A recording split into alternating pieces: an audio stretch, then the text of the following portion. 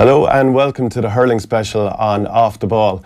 It's a huge derby weekend, but we've no interest in Liverpool or Manchester right here. It's all about Kilkenny versus Tipperary. For us, it's the National League final. Tipp haven't won in Nolan Park in a decade. They've lost their last 4 league finals.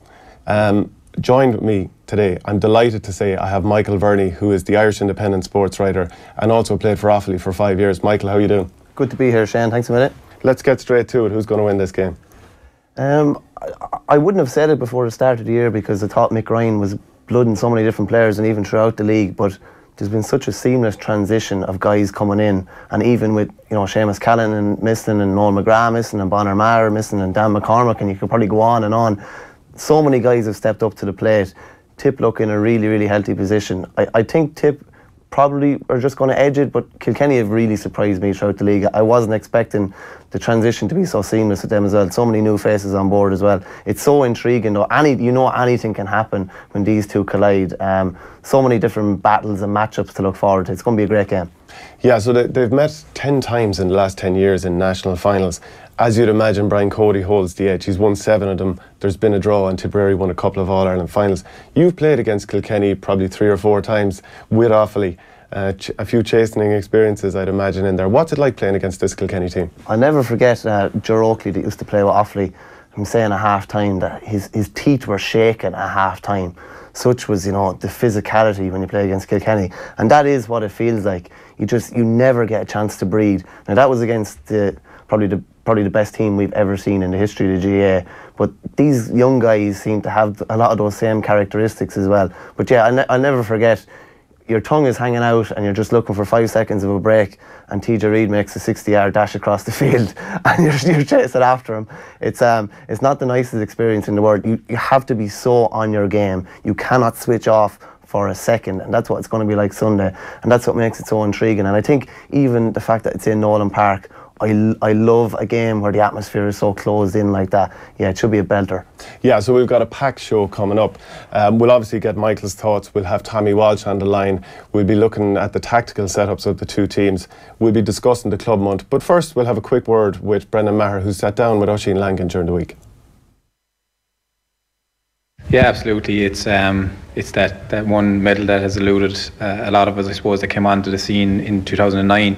The last league final win would have been 2008 against Galway. So I've played in 4 finals. This will be number 5, but unfortunately I've had 4 defeats. So that's definitely extra motivation. But it would be unfair, I suppose, for us to be putting an emphasis on that, because there's a lot of players that haven't had that experience, and this is the first final for a lot of them. So we're very much approaching it kind of with a new freshness, and this is a new group.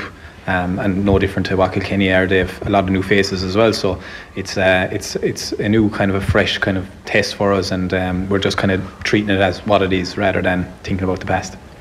What have you taken from the league this year? Because it's a bit different, I guess, when you're coming off the back of not winning the All-Ireland, having lost the league final last year, and just plain and simply an earlier start this season. I mean, the league, and people I don't think really thought about it much, was a bit different in that sense this year. But what have you taken from it? Is there any difference to last year? Is there positives, negatives, etc.? Yeah, I suppose the difference being obviously the earlier start meant that training was a little bit more intense in the earlier part of January, whereas you would have had those few weeks in February to get yourself right.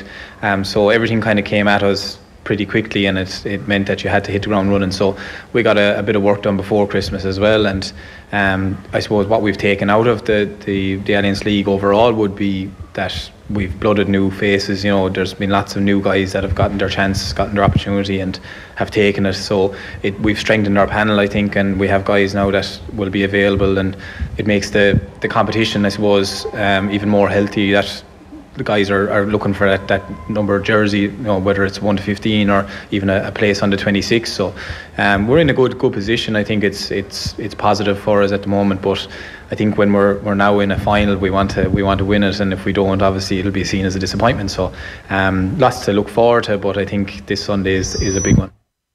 Yeah, there was Brendan Maher talking about Oisin Langan. On the line we have Tommy Walsh, a man famous for his red helmet.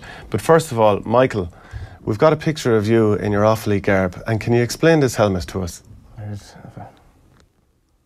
It's pretty much one of the most old school under 12 1994 efforts you could possibly imagine. I tell you what, it's the top of it is a black Scanda and the front of it is a Cooper. That's an old micro face guard. Yeah, chasing after somebody, which is the usual scenario. It's an old micro face guard. I always found the Kilkenny face guards were the metal was a bit too thin on them, and I've seen a couple of people get belts through them. So I just said I'd go with the old tried and tested. I'd be fairly old school anyway. It's black boots, all the old school things. So there's no white socks or anything. There's like no that. vanity involved. No vanity whatsoever. I'd say I'm a manager's dream. I'm the stereotypical 1980s hurler. Not to build yourself up or anything. Tommy, talk to us about your helmet, the famous red helmet. Was this all about your branding? And Tommy Walsh, number 5, let's get that red helmet on. Yeah, no, I started off with a black helmet and without the face guard, and won a few schools championships with it, and then it was robbed off a sideline somewhere. I was after throwing it off in a match. So I turned to green then, and eventually then something happened that again and ended up with the red helmet. So there was nothing to do with that other than real sheer coincidence really that I ended up with the red. So just to talk about the Kilkenny versus Tipperary rivalry, what does this rivalry mean to you? That's brilliant because like even I remember say rivalries is a massive part of the GA and it's what keeps it all going. I remember in the senior, we were senior in Kilkenny for many years, and our biggest rivals was Great Ballycallan. And it was one of the biggest rivalries I'd say in club hurling. And I remember they got relegated, and everyone, I think that everyone in Tyrone would be happy, but it left it dull then the following year or two. Now we got relegated subsequently, but when you're playing each other in a match like that, it drives the whole parish or drives the whole county for a few months before or a few weeks before. It gets all the borders, there's all the slagging and what goes with it. So it's absolutely vital, I think, for what makes the GA. And then obviously we got relegated and we're playing each other again now, and it's great every year. But going back to the Kilkenny Tipp on then, it's the very same thing. Like we're right in the border here with like say Ballingarry and the Commons, and you have over in Urlingford there, you have Killinall and all that borderline. So it's brilliant around here. It's like when Watford played Kilkenny down in South Kilkenny. So for me, like, it's a huge match that I didn't know much of the rivalry only from what my father and his age group used to tell us when we were growing up, because Kilkenny didn't play Tipperary a whole lot.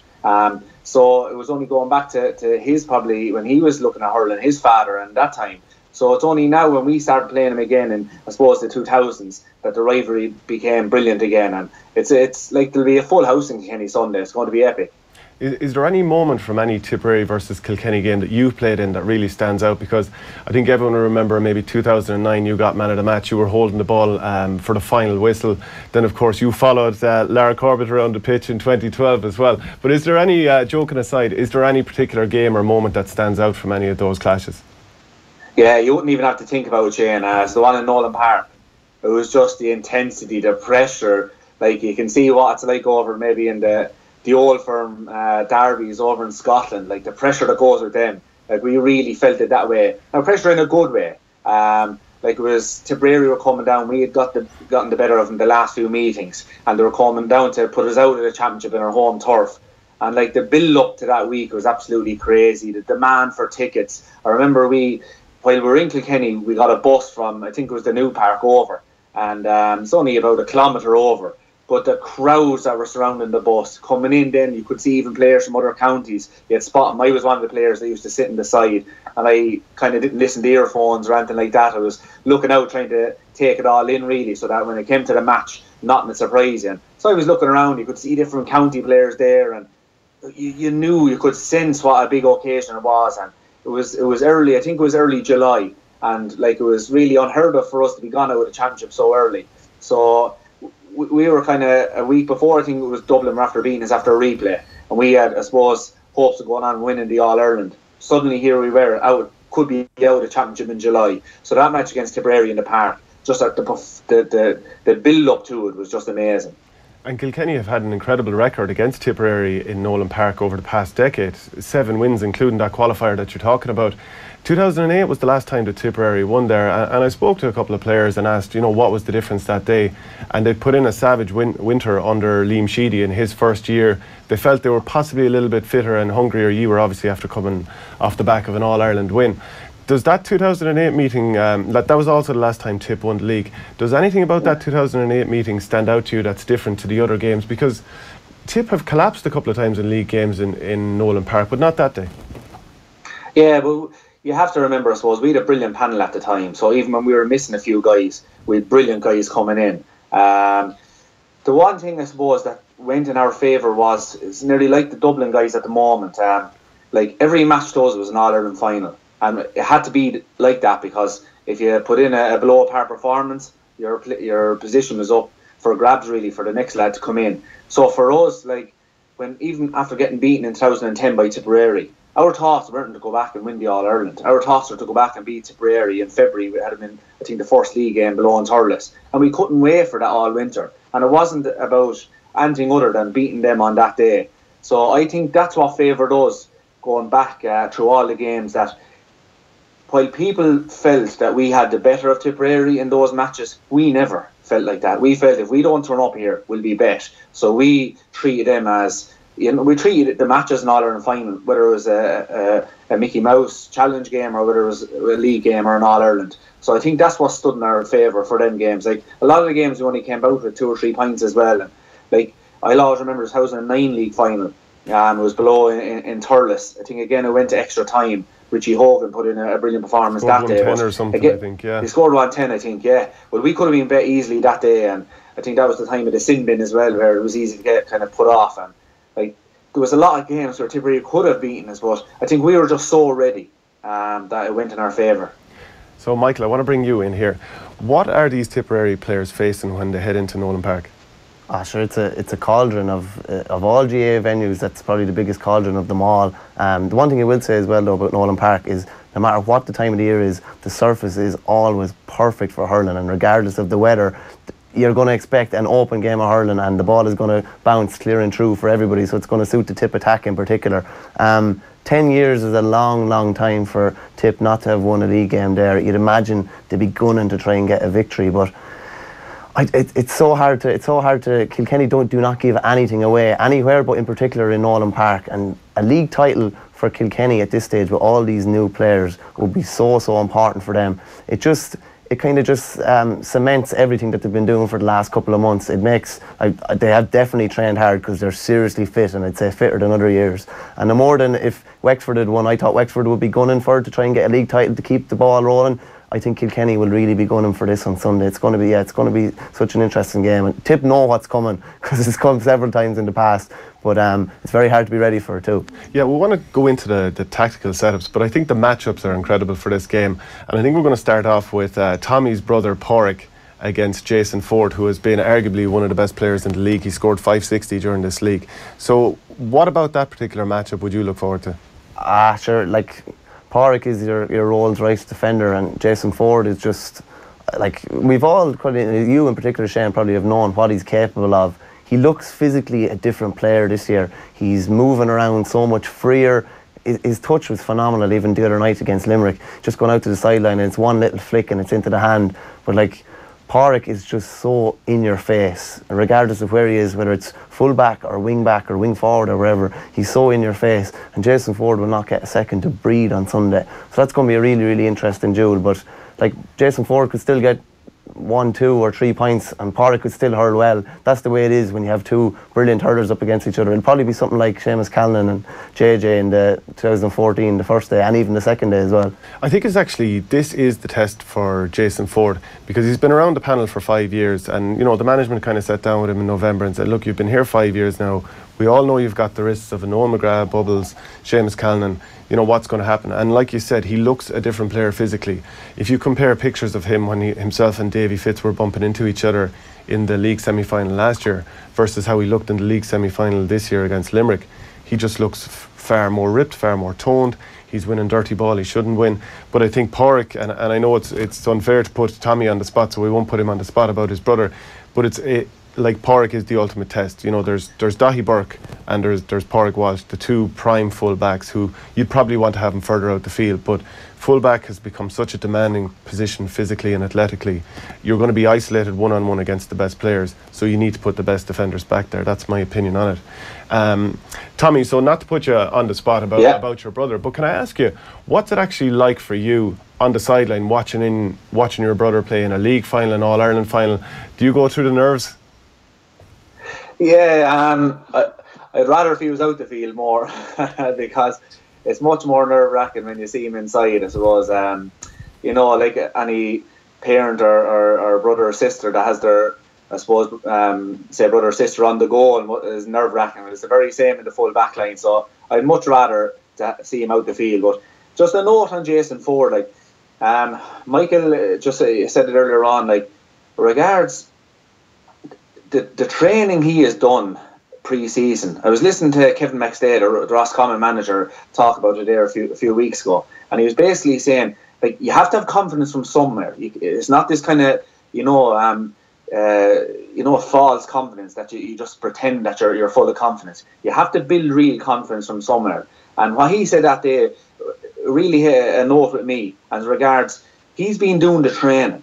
And he's slimmer, as you said, Shane, from last year. He's looking fitter. He had put in a fierce Fitzgibbon Cup campaign with UL. So his confidence is coming from training. So he's not just going out Sunday, playing against Kilkenny, playing against Pádraig, saying, I hope I'm going to do well. I have to build myself up that I can be here. No, he's going to say to himself, Jason, I've done the train in November. I've done the train in December. I've been able to do it against the best full-backs in Fitzgibbon Hurling. I am confident and I'm going to put it up to Kilkenny on Sunday. So that's why I think it's going to be a massive test for Pádraig on Sunday. Pádraig is obviously in Tommy's in an interesting position watching Pádraig. Shane, you've probably been in a similar position for 5 or 6 years at least watching Paddy. That must be, particularly as Tommy said, watching a cornerback, someone close to the goals where mistakes are easily made. What was that like? And I'd say you're an uneasy spectator somehow. Yeah, my brother Paddy Stapleton. Yeah, I played cornerback for Tipp for about 10 years there, I suppose, for those who don't know. You actually played in Fitzgibbon Cup with him in UL, I think, as well. Yeah, it was very difficult. There was, I remember the first Munster final against Waterford. Very difficult watching on because, especially cornerback, you are worried one mistake and it's a goal, especially against inter-county forwards.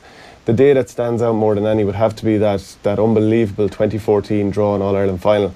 And both himself and Richie Power, who was marking, had brilliant games. Paddy got a point that day as well, which is unheard of. He got a point from cornerback that day. But Richie Power got a couple of goals as well. And he's very difficult to stop when good ball was going in. But I remember near the end of the game, a high ball went in, and I was watching from the press box. And it was going in 50-50, and there was nothing but space around him. So the ball had to be won. And I was all like, oh my God, watching it. And then Paddy caught the ball, came out with it, and I was just like, oh my God, thank God. But it is a very, very difficult position to be in on the sideline, watching someone close to you in there. But Michael, is there any other matchup from this game that you're looking forward to? There are several different matchups as well. I was surprised, and Tommy probably wasn't surprised, but I was particularly surprised at the two Kilkenny half-backs the last day. Enda Morrissey and Conor Delaney. I don't know if it's something in particular that's been worked on, but they were particularly strong in the air, and I don't mean fielding ball in the air, but Wexford had Jack O'Connor and Lee Chin as their two half forwards, and Jack O'Connor caught, I think, 4 consecutive puckouts against Galway the week before. There was no puckouts caught the other day. Him and Conor Delaney, or Enda Morrissey and Conor Delaney, competed so strongly in the air. The two Tipp half forwards are going to be crucial. I think Mick Ryan said there's a chance that Maher will be fit to play again. I'd imagine they'd want him coming in either wing or centre forward against either of those two guys, but those two guys have really, really impressed me. Just how physically strong they are in the air. They just do the simple things right. They're not booming 80 or 90 yard clearances. It's hand passes here and there, but they've gone back to the things that Kilkenny were always so strong at, and that's high ball in the air. Tommy, talk to us about those wing backs, Enda Morrissey and Conor Delaney. You obviously played wing back for Kilkenny for many, many years. Have you been very impressed with them, or do you think at this stage it's a little bit early because it is still league hurling, much like probably maybe Jason Ford? We need to see him do it in the summer to just confirm that talent, will be realised. What do you make of these two wing backs? Yeah, well, Enda Morrissey, he played for Bennettsbridge, that famous club around North Kilkenny, and they won the junior championship and the intermediate championship in Kilkenny in the last number of years. They went on and won the junior and intermediate All-Irelands. He won colleges All-Ireland with Kilkenny. This guy's been doing it at club hurling and underage hurling in Kilkenny for many years, so it's no surprise to us. But I think it's one thing, I suppose, that any, team that wants to go on and win an All-Ireland, you have to have a half backline that's able to win the ball in the air. And whether that's blocking the ball or whether that's catching it, it's just not letting the ball through. Because most guys, that's where they do the damage, is from inside in their full forward lines. And if you have a half backline that can keep the ball out, whether that's catching it or batting it, it doesn't really matter. Well, then you're on to a winner straight away. The other thing that you need, I think, from your half backs is they have to be your launch pad. The guys that win All Irelands, they have half back lines that will clear up ball all day. They're absolutely brilliant at just following the ball and winning it. And that's what young Morrissey and Conor Delaney. Conor Delaney will be more known as a fullback, so he's always an option if needed throughout the summer that he can throw in fullback. Played all his underage hurling with Kilkenny in the fullback line as well. So the two guys, I think, a lot of Kilkenny boys weren't expecting them two to be on your half back line, but now I'm more than happy to see him there. Is there any other matchup you're looking forward to? Because I might suggest that TJ Reid against Pádraig Maher, assuming that they both line up at centre back and centre forward, that might in fact be the meeting of the two best players in the country over the past couple of years. Yeah, it's the one I can't wait to see, Shane. I think this is the one matchup that I think supporters, the crowd, they pay to go in and just watch it alone, because you don't have two real markers here. You have two guys that just want to follow the ball and win the ball. Two left-handers, two Ketogs. Two guys, I suppose, I'd nearly say they're probably in the form of their lives. Like watching TJ throughout this league campaign, ever since he started after the Clare game, has been just phenomenal. He's just directing things, making space for himself out. I don't know, is he 30, 31 years of age? And as for Pádraig Maher, I think other than Jason Ford, he's been a standout player in the league. Just, I don't know how he does it. Day after day after day, Pádraig Maher is there. He's always 9 out of 10. He's always in the run when you're picking your man of the match, Pádraig Maher. So I can't wait to see the two lads. I think it was Michael said earlier on, like, we could have two potential guys here that could get man of the match in the one day, because they won't be going around marking each other. They'll be going around following the ball. And that's what they should do. Play it to your strengths. There's no point in Pádraig Maher going around trying to man-mark a guy, because that's not his game. His game is launching the Tipp crowd, launching the spirit of this Tipp team, and just getting on the ball as much as he can. And for TJ, the same thing. There's no point in him trying to stop his man clearing balls. Just go off and do his own thing, and hopefully that'll be good enough. But I think that's the matchup, I think, that you'd pay money just to go in and see it alone. We've got a couple of questions coming in by Facebook and Twitter, and make sure you keep them coming in with hashtag OTB Hurling.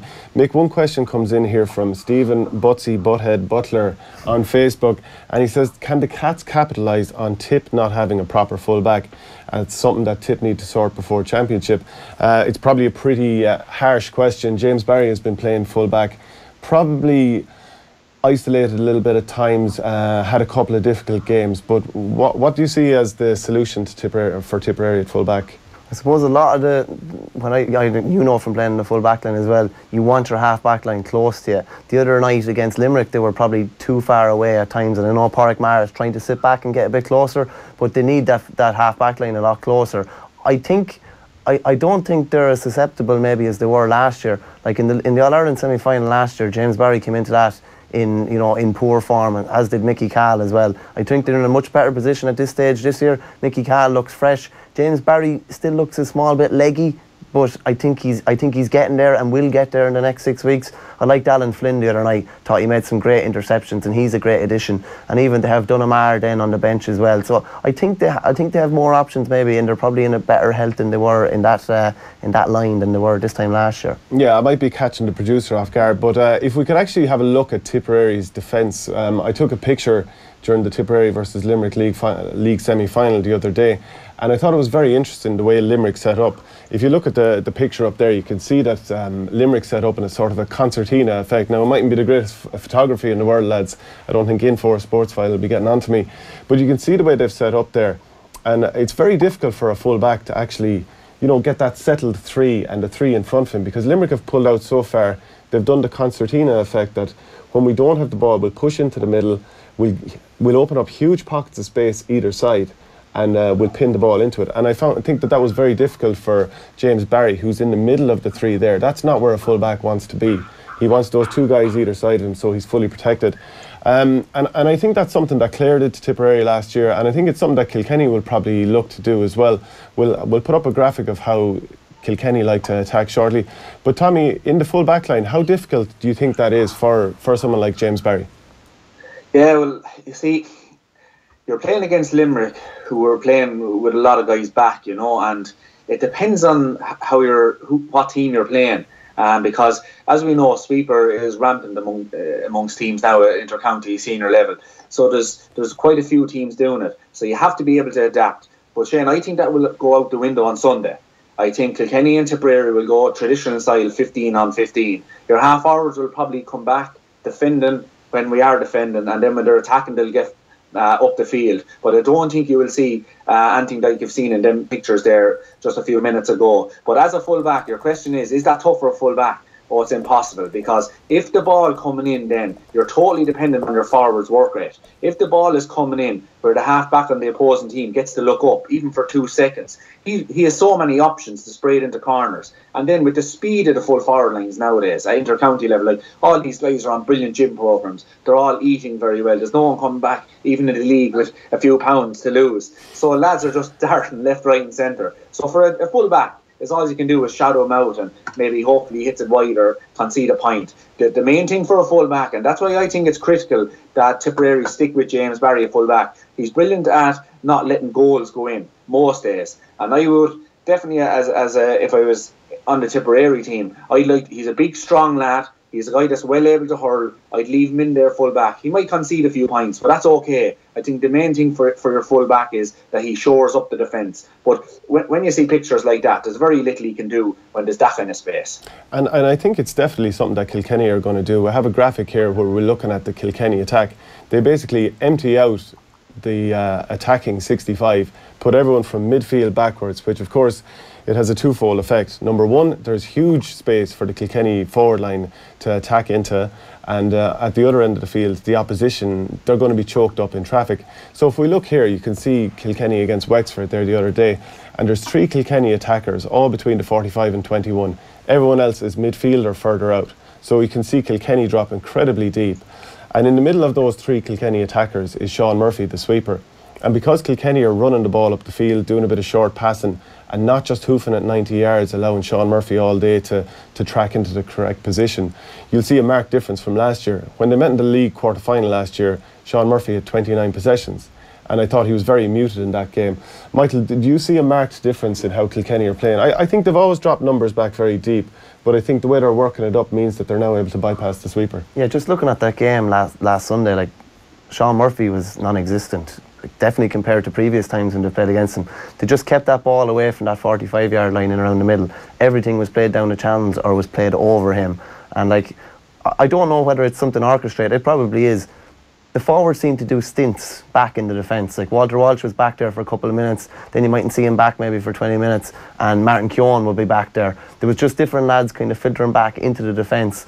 And they just clogged that middle third completely. That was that was where Wexford were going to run a lot of ball through, and they just clogged it out completely. Like Tommy and the boys will always tell you that there was no such thing as tactics, but like Owen Larkin was an auxiliary halfback back in the day. But now it's a bit more pronounced, and their style of play is far more possession based. The second the ball went wide, Owen Murphy had a ball in his hand, poking it out straight away. A short ball, they were pinging balls.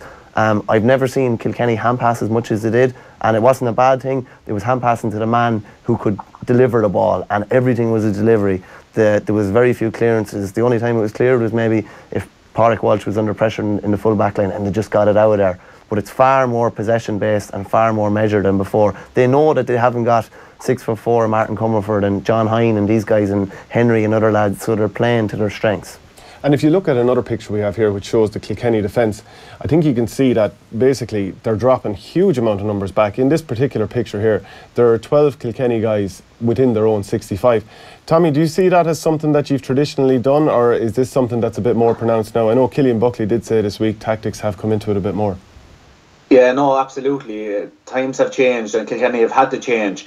You go back to the last number of years, we've struggled against the sweeper system. Against Wexford, against Waterford when they played it, even against Limerick there last year in Nolan Park, because guys are doing so much video analysis now. We'll say that the guys playing with the sweeper, say Wexford, say last week, they're doing so much video analysis and so much training with it that in my day, if you played with a spearman back, he was just told maybe a few minutes before the game, listen, you're going to be free today if we're under pressure, and just you pick basically your best hurler, and hopefully he uses his instinct to follow the ball. But nowadays, the guys, and they're training them on where the ball is going to land. They're looking at where do Kilkenny or where do Cork or where do Tipperary mostly land their clearances, and they'll have told the sweeper this. So he knows so much more about the opposition. So we had to change it. Like, you can't just launch it like you were doing it for the last number of years, because the sweeper knew exactly where it was going to be. Like, I remember 2009, 10 or 11, one of the semi-finals against Watford.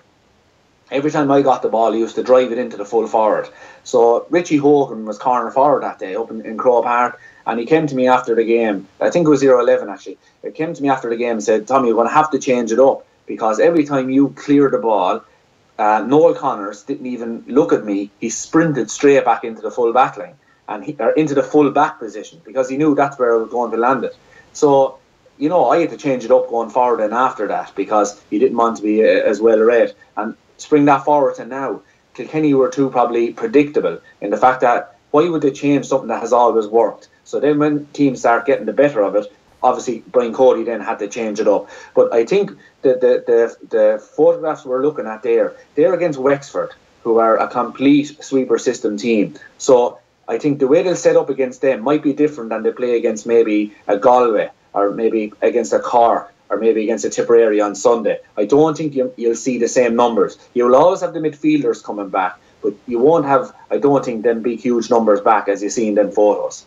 I think it's interesting you mentioned about Kilkenny being predictable in that 2011 game against Waterford, because we've got a graphic here from Tipperary, the Tipperary attack against Limerick from the other day, and I just felt that time after time after time Tipperary were trucking the ball forward, just long and aimless, and the half forwards weren't coming short to get possession off the half back line and full back line, which of course draws the Limerick defence out and keeps them honest. I just thought, when you've got John McGrath, who's actually quite good in the air, Jason Ford, and a couple of other lovely hurlers inside, Willie Connors actually, who had some great touches, the idea of hitting long ball to them, it's almost like Barcelona playing a Stoke City style approach, and I thought it was very unusual. And you know, if you look at the graphic, you can see that basically Limerick are able to sit back and wait for this high ball to come in, because Tipp aren't showing any variety.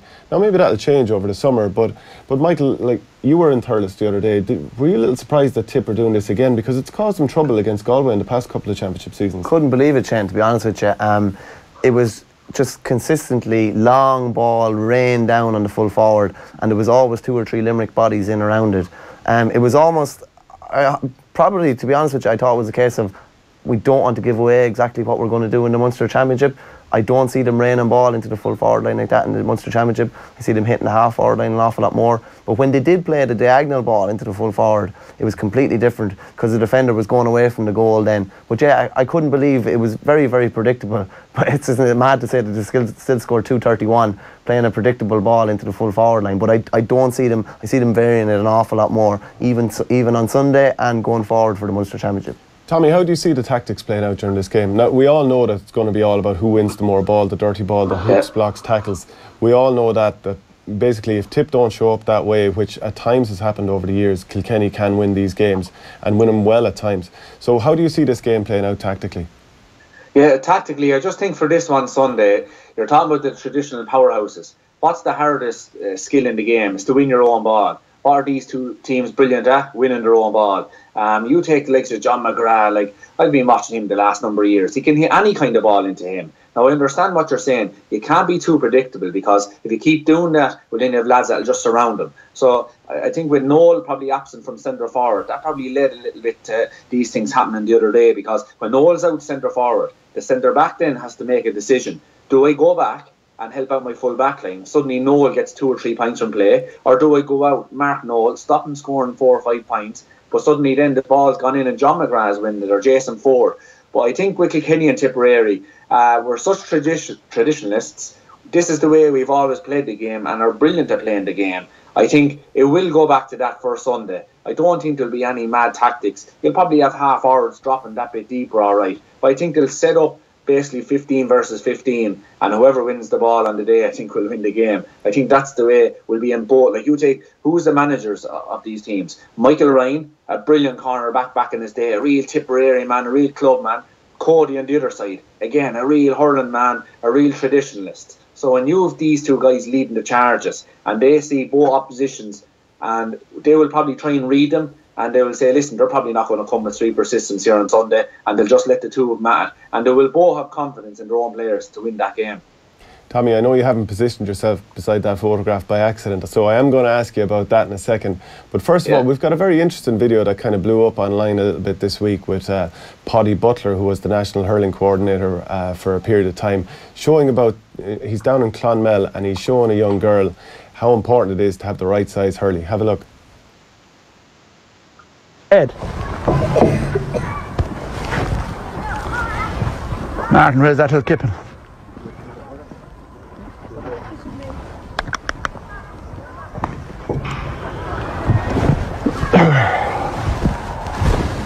Now watch. Guaranteed to be slow and useless. Send it back to Joe Canning. Now watch, look what she has now. Quick now, quick. Left foot forward, left foot forward, left foot forward. Now, because she hasn't been bending her knees, the knees don't know that they're supposed to bend. So she's a big long hurley, the knees don't bend. Now she's a small hurley and she's not bending. Instead of folding everywhere and sitting into the chair, like all good camogie players would, sitting into the chair, get your bottom onto the chair, get your bottom onto the chair, get your bottom onto the chair, and then you're a hurler. Right, you see the chair there behind you? It's very low. You see it? That's the girl. Step back, step in, step back, step in, step back, step in, step back, step back, sit. You're on the high stool, girl.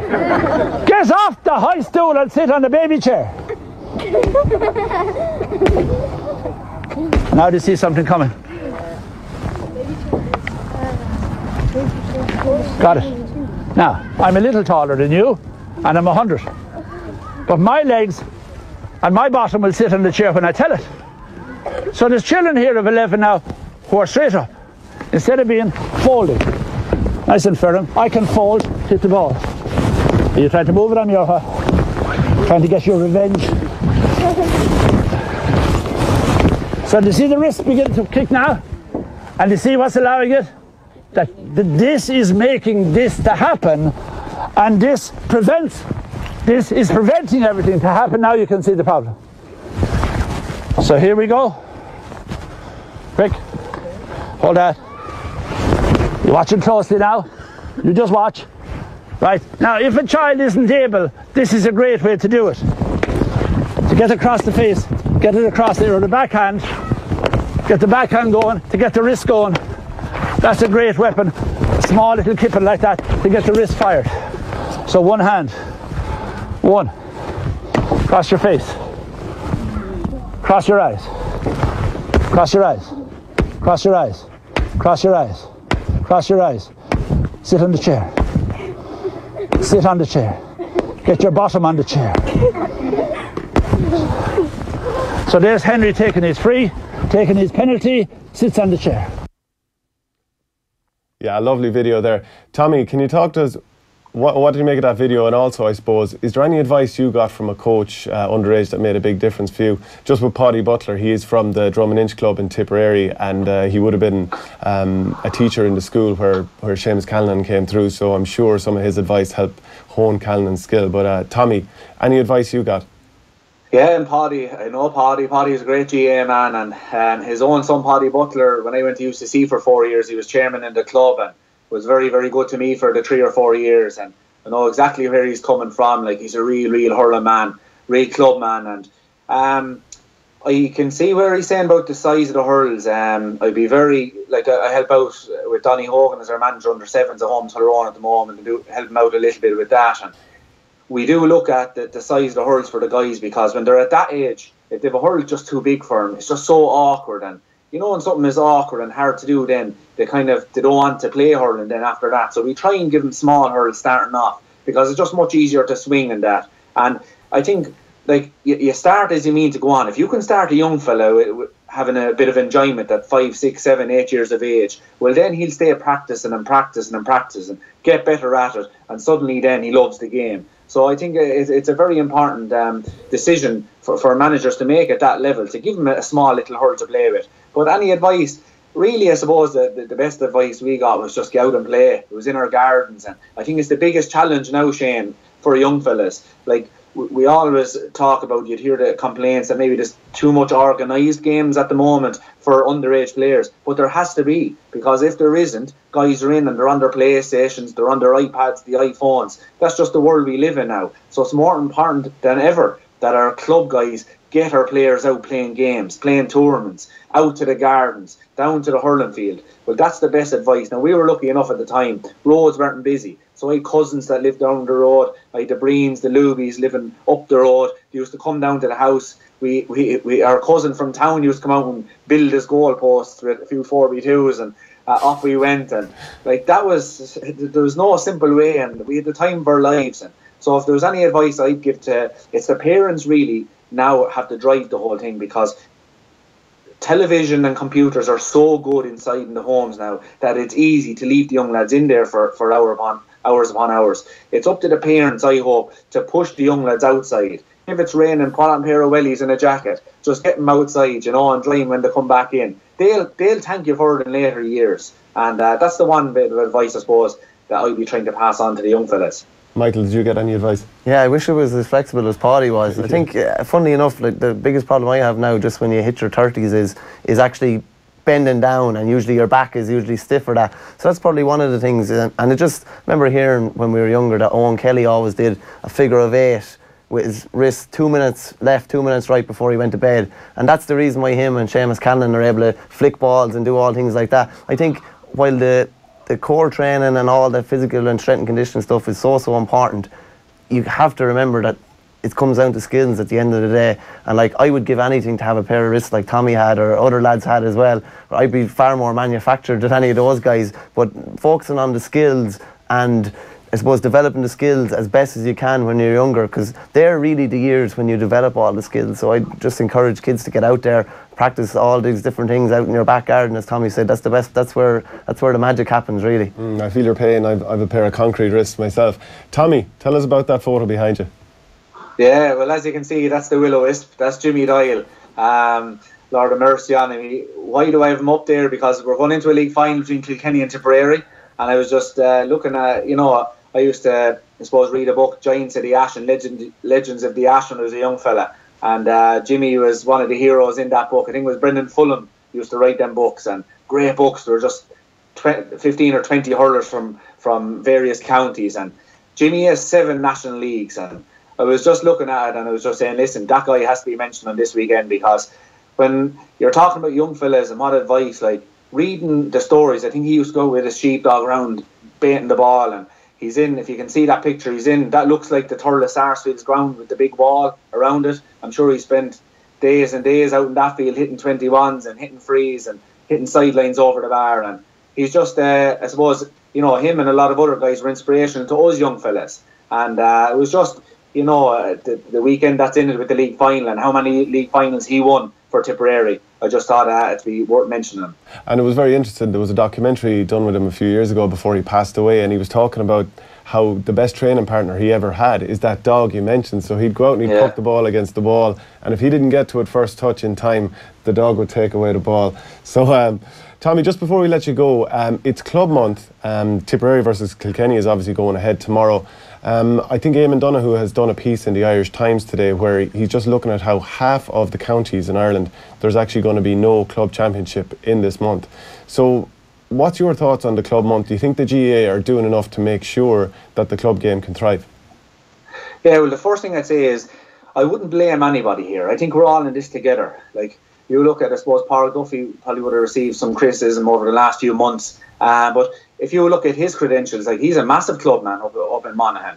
I know he got the job staying in Croke Park, and probably a lot of his time was devoted to that job. But before and after that, like when he goes home to Monaghan, where he's going home to live, I'd say he'll become a massive club man again. So I know the guys in the Kilkenny County Board as well, and they're all big club guys. So this is not about blaming anyone. But we need serious work here. We need to come together, both the club and the inter-county. Like, it's always kind of pitted, club versus inter-county, and I don't see it that way. Like, I was a massive Kilkenny man when I was hurling with Kilkenny for so many years, but I also want to be a massive club man as well. And I think it's the same with, I see the guys in Tullerone, the lads, you know, the guys that are always at our matches. They're the same guys that are always at the Kilkenny matches. So I don't think we should pit it at club versus county. It should be intertwined. We need to work together to sort this. But this club-only month, to me anyway, now I don't know what it's like for other guys, has not worked. Fair play to people for trying it, coming up with ideas. I think, was it the CPA came up with the idea, and more power to them. The more, like, I don't mind once we're trying things, but I don't think this has worked. Like, we're back training since January. We've won one game because of the snow and getting to the league final and all this. I think Kilkenny are out maybe in early May, so we've one match. So basically, train for 3 or 4 months, play one game, and then off. You know, I think we've 2 months off then again. So I think the serious work has to go into this of what we're going to do, Shane. Like, and who I think it's for is, I think it's for a guy, you know, a brilliant mathematician will say. I think this is a problem that we have a certain amount of time. How many matches are we going to play? How do we solve this? That's the way we have to look at it. And I think we have 2 options really, Shane. If they want to mix and match, so it's gone so elite now that the county managers want their players most of the time. But if we're going to try and mix and match like they're doing at the moment, if they want April to be a club-only month, it has to be a club-only month. Not, it's up to the county boards to make that decision. This needs to come from the GA. If they want April to be a club-only month, and if anyone breaks that, there's a ban or there's fines or whatever, a huge consequence for anyone that breaks it. If they're not going to go with that and going to drive it from head office, I think they have to go with 2 seasons. And for me, like you have 6 months. Say if you went from February till August, February, March, April, May, June, July, there's 6 months. Play your county season in that 6 months. Like, fill out the structures whatever way you want for your county, guys. I'm talking about hurling here. And just have it finished in 6 months. Surely there's enough time if they have their players for 6 months to play all their league, to play all their championship games. And I think the current format is brilliant. It's great to watch and it'll be great to play in. Then, say our club season, have 3 months without your county players. Started in May, June, July. So play all your kind of secondary competitions around then. And then have, say, maybe, I think there's 14 weeks, maybe till the middle of November, to play off your Kilkenny championship, to play off your Tipperary championship. I understand there's dual kind of counties out there as well. But surely maybe if there's 14 weeks, you have 7 hurling, 7 football, or whatever way, you know, come up with your own ideas. So I think that's basically what I'd be doing. We have to change it up. Yeah, well, the CPA came up with several different colour-coded suggestions for calendars for the year, and I think those should have been looked at a bit more closely. I mean, I always think that if the rival parties could come up with could come up with a Good Friday agreement, why can't everyone sit down and fix a calendar? Michael, you worked with the GPA for a while. I'm not sure exactly what your role was there, but can you tell me, like, CPA have obviously shown an appetite to get out there and sort this out. Do the GPA want to? Because they went hiding when there was talks of the Super 8s last year. Just what Tommy mentioned there about the mathematician background, I'd say they need some sort of meteorological background as well, because the weather has caused absolute havoc. And even I was at the CPA press conference when they announced that this plan for this April or club only month, and on paper it looks great, but you're looking at the power that county managers have. And as well as that, you mentioned about the GPA as well. I know the GPA have supported the CPA, but whether enough has been done to make sure that, you know, club players have been looked after, the majority, I think it's 98% of the GAA playing population are club players, and they need to be looked after far better than they are at the moment. Like, we're not too bad in Offaly. We're playing 2 rounds of football and we're playing 2 rounds of hurling, but I know that a lot of the county players are back in training with the county team during that time as well. So they're getting even more traffic on their bodies. And it's unfair on the club manager and club players not to have these players available to them when they're supposed to. So what Tommy said there, some sort of there has to be some sort of serious repercussions if this is broken. It can't be like that shambles of the winter training ban that we had before, where teams weren't supposed to be back training and most of them were back training. If they're going to enforce it and say it's a club only month, then enforce it properly and have some sort of repercussions. Otherwise, the club player is getting shortchanged again. Tommy, I know we have to let you go just now, but just before you go, can you give us a quick prediction for the league final? Well, sure, listen, it's going to be brilliant. I'll be predicting an open game, so I think anyone that will be watching it on television or anyone that's going to be at the game will not be let down. I think it's going to be a brilliant spectacle. Who's going to win it? Well, I hope Kilkenny will. What will be the winner of the game? I'd say the winner of the game will be the battle probably of the Kilkenny backs and the Tipperary forwards. I think whoever comes out on top there will win the game, because when that Tipperary forward line gets going, they're devastating. They could score 2-3 goals in the space of a few minutes. The Kilkenny backs are inspirational at times, and if they can be the launch pad for Kilkenny, they'll definitely go on and hopefully win it. So whoever will win that battle, so I'm hoping the Kilkenny backs will do it on Sunday and bring back the cup back to Northside. Thanks very much, Tommy. Look, we'll chat to you again soon. We appreciate your time. Thanks, lads. See ya. Bye. And just before we wrap up, Michael, who do you think is going to win this one? I don't think Kilkenny have been hitting the net enough for me, and I think Tipperary had the capability of hitting 2 or 3. Kilkenny would probably still put up a big score in the 120s or maybe 23 or 24 points, but I think maybe something along the lines of maybe 219 or 220 to 121 in favour of Tipperary. I just think the goals, they have that more capability of hitting goals between Jason Ford and John McGrath, and I think that'll just tip the balance. I can see Kilkenny putting at some stage TJ Reid in at the edge of the square, launching a few high balls on him and causing the mayhem of old. I think Tipperary, I don't know, there might be that psychological issue still there. Haven't won down in Nolan Park in 10 years, lost 7 times there.